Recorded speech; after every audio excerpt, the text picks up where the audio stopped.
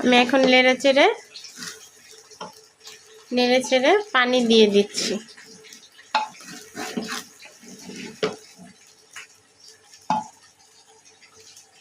হালকা ভাজা ভাজা করলাম। এখন দেখুন পানিটা পরিমাণ মতন দিবেন, ঠিক আছে।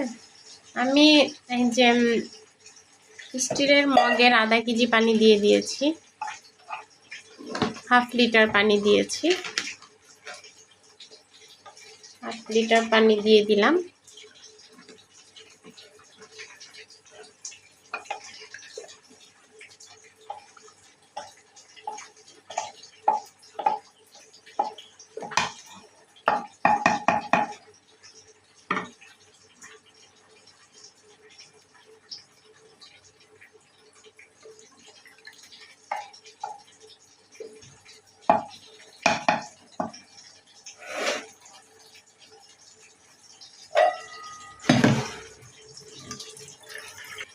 আমি আরেকটু পানি দিয়ে দিচ্ছি, কারণ আরেকটু পানি লাগতে পারে, তাই আরেকটু পানি দিয়ে দিলাম আমি।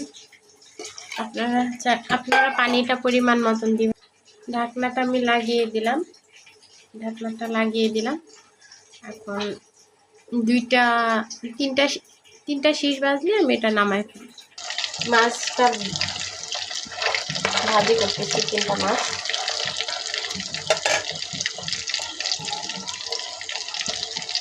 খিচুড়ির সাথে মাছ ভাজা খুবই মজা। আমি এটা শীষটা বের করে ফেলবো, বের করে ফেলে নিচে নাড়াচাড়া দিয়ে নেব। আপনারা দেখতে পাচ্ছেন 3টা শীষ দিয়েছে।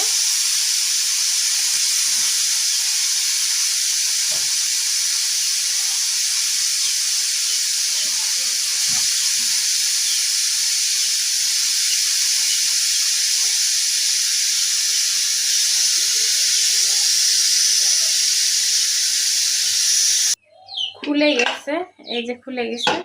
এখন আমি খিচুড়িটা নাড়াচাড়া দিয়ে নেব। পানি আছে দেখতে পাচ্ছেন, নাড়াচাড়া দিয়ে নেব আমি এটাকে। দেখছেন কি সুন্দর হয়েছে, কালারটা সুন্দর হয়েছে কিন্তু, ঠিক আছে। তো একটু হালকা একটু লেগে গেছে, এই যে, তো বেশি লাগে নাই।